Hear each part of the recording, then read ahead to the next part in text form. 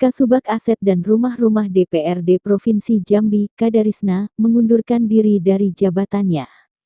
Pengunduran diri Kadarisna merupakan buntut dari kecelakaan mobil dinas DPRD Provinsi Jambi yang dikendarai oleh anaknya.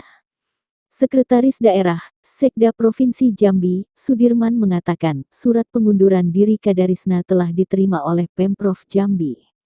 Sudirman mengatakan, kecelakaan mobil dinas DPRD Provinsi Jambi beberapa waktu lalu dikendarai oleh anak dari Kasubag Aset dan Rumah Tangga, yang mengakibatkan mobil dinas di bagian depan remuk atau rusak parah.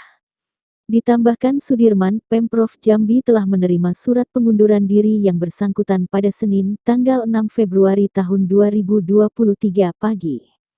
Dalam surat pengunduran diri itu menyebutkan yang bersangkutan akan fokus mengurus rumah tangga karena baru 1 minggu suaminya meninggal dunia.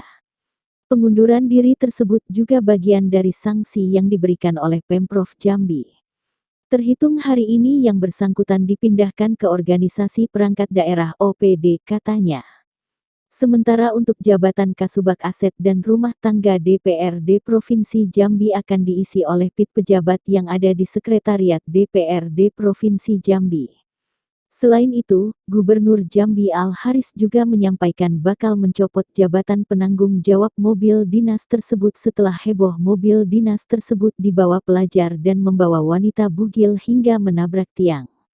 Pencopotan itu akan dilakukan oleh Al-Haris secepatnya. Ia terancam dinonjob, kata Al-Haris saat dihubungi Detik Sumut, Sabtu tanggal 4 Februari tahun 2023. Namun sebelum diberhentikan, yang bersangkutan mengundurkan diri meski belum secara terbuka disampaikan ke publik. Diketahui, mobil plat merah, milik instansi pemerintah Jambi mengalami kecelakaan tunggal pada Kamis malam 2/2, sekitar pukul 21 waktu Indonesia Barat. Dari keterangan polisi, mobil itu dibawa oleh pelajar berusia 16 tahun dari arah Bandara Lama menuju Simpang Adipura Tehok Kota Jambi. Bahkan dalam saksi mata yang melihat di lokasi kejadian bernama Simatupang mengatakan, mobil plat merah itu membawa wanita tanpa busana yang sempat dilarikan ke rumah sakit.